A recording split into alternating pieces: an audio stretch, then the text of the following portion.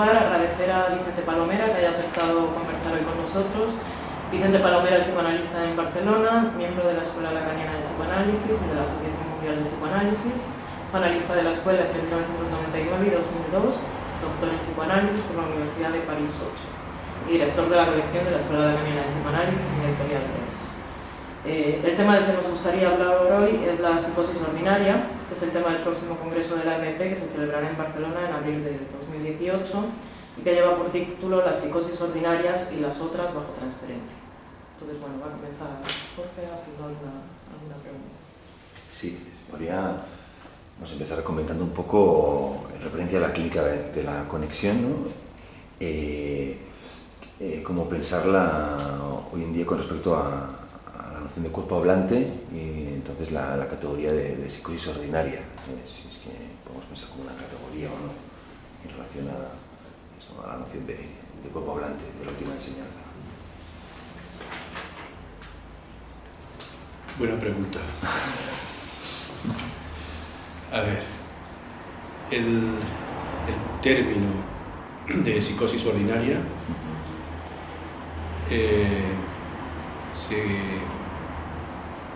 lo que llamamos psicosis ordinaria aparece por primera vez en una conversación clínica en las secciones clínicas, una conversación clínica que hubo si recuerdo bien, en Antibes, en el sur de Francia. Pero hay que recordar que estamos en 1995-96, cuando ha habido ya también una conversación en Angers, la ciudad de Angers, en el norte de Francia, y el año siguiente en Arcachon, que tuvo mucha resonancia por lo novedoso del abordaje de la clínica de la psicosis. En primer lugar, lo que se produce es un interés por lo que serían fenómenos menos llamativos, por decir así, de la psicosis, fenómenos más humildes. Son psicosis, digamos, tratadas en sus vertientes más de la vida normal, podemos decir así, más normalizadas, y que precisamente por eso, porque son fenómenos discretos. Ha habido ahora hace poco en Dublín, el año pasado hubo una conversación de la NLS, el congreso de la NLS, dedicado a los signos discretos. Esta es la idea de la psicosis ordinaria, es decir, los fenómenos descritos o abordados o tomados en consideración no son llamativos, son fenómenos más bien banales, hasta que nuestra lupa es puesta sobre ellos y estos signos, que son aparentemente, podríamos decir así, signos no llamativos, empiezan a hacer aparecer, cuando se los interroga, los significantes que están depositados en el inconsciente del sujeto que se dirige a nosotros. Es decir, es a partir de ese momento que podemos encontrar una riqueza en aquello que aparentemente en la superficie, en los fenómenos superficiales parecen como humildes, discretos. Encontramos allí algo que habla de una manera, la modalidad en que el sujeto, mediante estos signos, dice algo de su relación con el cuerpo, con el goce perdón, y con el inconsciente.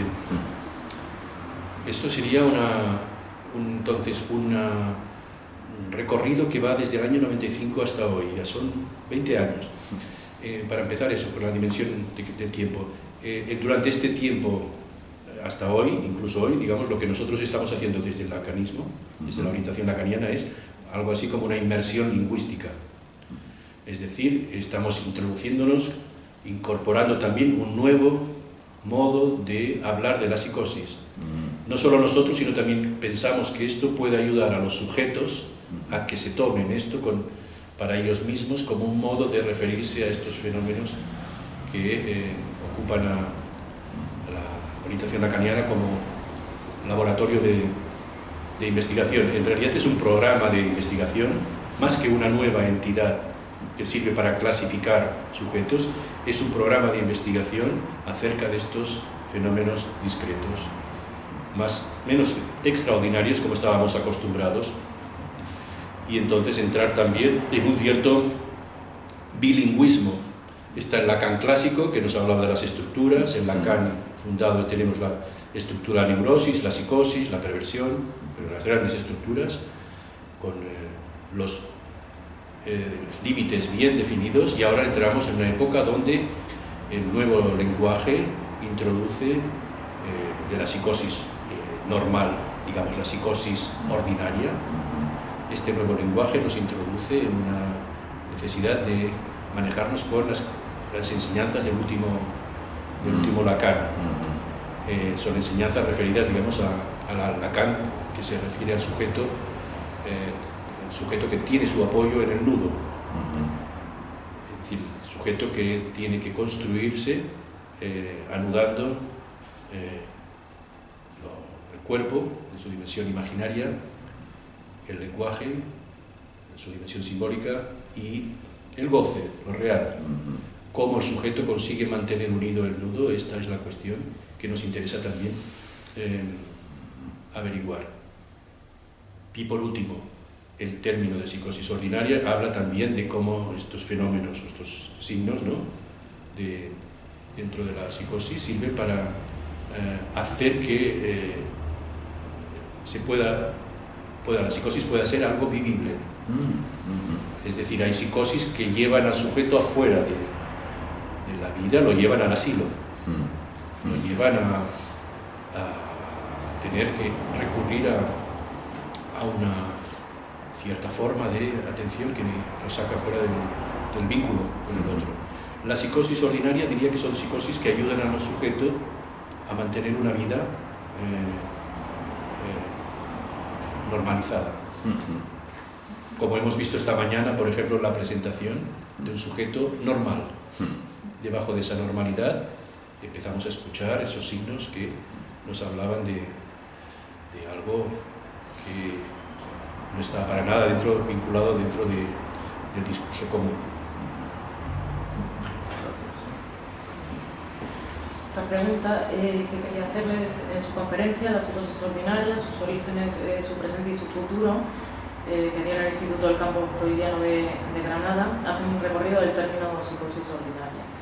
Y en este dice que el término enfermedad de la mentalidad, que posteriormente es retomado como psicosis ordinaria, evoca la estructura del nudo borromeo. Ya no es la estructura del fenómeno elemental, dicen. Entonces la pregunta es si el fenómeno elemental es posible en la psicosis ordinaria, o estaríamos hablando de la no existencia de... Exacto. No, precisamente en la psicosis ordinaria no encontramos muchas veces fenómenos elementales. Por eso hablamos de estos otros fenómenos, por ejemplo, vinculados con pequeños momentos centrados en acontecimientos en el cuerpo, y que estos acontecimientos en el cuerpo y cómo el sujeto se enfrenta a estos momentos de desajuste o de desabrochamiento, desconexión, estos momentos que no se pueden circunscribir ni a lo que es las categorías lógicas propias de lo que llamamos fenómenos de conversión en la histeria, la neurosis, ni tampoco en la hipocondría. Es decir, son neoconversiones, podemos decir así, y que hablan del modo particular en que el sujeto responde a estos acontecimientos del cuerpo.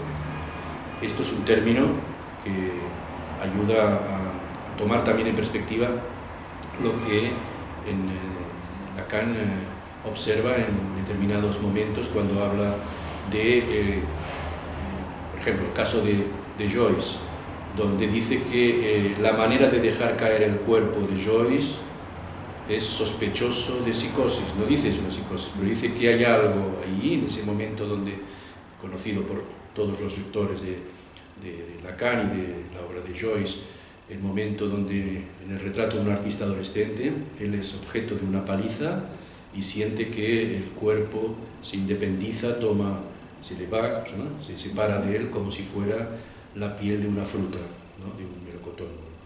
Entonces, estos momentos, o por ejemplo cuando Lacan habla de Juanito, cuando en el momento en que habla de Juanito en Ginebra, en una conferencia sobre el síntoma, habla del encuentro traumático de Juanito con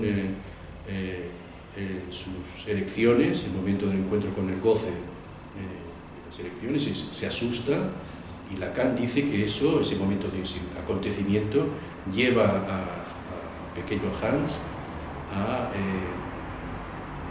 un rechazo de ese encuentro traumático tan fuerte que lo va a organizar en torno a una fobia, lo sitúa en la ciudad de Viena produciendo una fobia, eso que se mueve entre sus piernas, eso que se levanta, que se agita, etcétera, eso que muerde, todo eso va a ser puesto en temor a los caballos. Es decir, que de alguna manera ese encuentro con ese acontecimiento del cuerpo, el sujeto busca modos de, una vez rechazado, en cierto modo es una forclusión también, en el caso de, podríamos hablar de una forclusión generalizada, cuando hay ese rechazo de eso que se manifiesta como goce extraño, extranjero, entonces en torno a eso rechazado, ese real, el sujeto construye un síntoma. Entonces vemos ahí, tanto en el caso de Joyce, que también tiene la idea de que el cuerpo levanta, como dice Lacan, levanta el campamento, se va, o en el caso de Juanito, eso no se va del todo, pero sí que le sirve para producir un pequeño delirio en torno a los caballos. Son modos en que el sujeto responde a este encuentro con algo del real, del goce en el cuerpo. Podríamos tomar cada caso, estos fenómenos, y abordarlos desde esta perspectiva ya no tenemos más el parámetro o bien conversión o bien hipocondría, sino que es otra cosa nueva, que en cada caso sí, podemos mostrar en su singularidad. Luego no hay fenómeno elemental, lo que son estos fenómenos, encuentro con un acontecimiento en el cuerpo que merece que sean estudiados con detenimiento, porque aprendemos precisamente del propio sujeto en el que se instaló, que se ocupó por esta experiencia, muchas veces fugaz, pero que será inolvidable para el sujeto. Entonces, son psicosis sin fenómenos elementales, en el sentido del término que Lacan utiliza de la psiquiatría alemana, ¿no? De fenómenos de referencia personal, donde la iniciativa la toma el otro, no son otras, son cosas más discretas.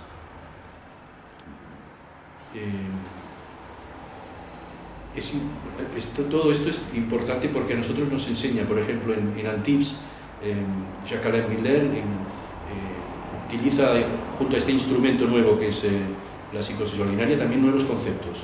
O sea que es como introducirlos en un nuevo, va surgiendo un nuevo vocabulario que está más próximo a cómo el sujeto sabe hacer con su síntoma, cómo responde, qué soluciones encuentra para mantener anudado el cuerpo con el lenguaje, con el goce, cómo se las apaña. Y en ese sentido, por ejemplo, se podría hablar también de estos fenómenos que mencionaba, vinculados, por ejemplo, a lo que es la transferencia, ¿no? Cómo tratarlos bajo transferencia, puesto que es uno de los temas que va a ocupar también el Congreso de la AMP en Barcelona, es las psicosis ordinarias y las otras bajo transferencia. Esto plantea entonces ver cómo hablar de neotransferencias, ¿no? Es una manera de reinventar también por parte de los lacanianos, de los miembros de nuestra escuela, reinventar la clínica a partir de estas observaciones, estos detallados y pormenorizados estudios de la clínica que nos aportan, nos enseñan los sujetos en la actualidad.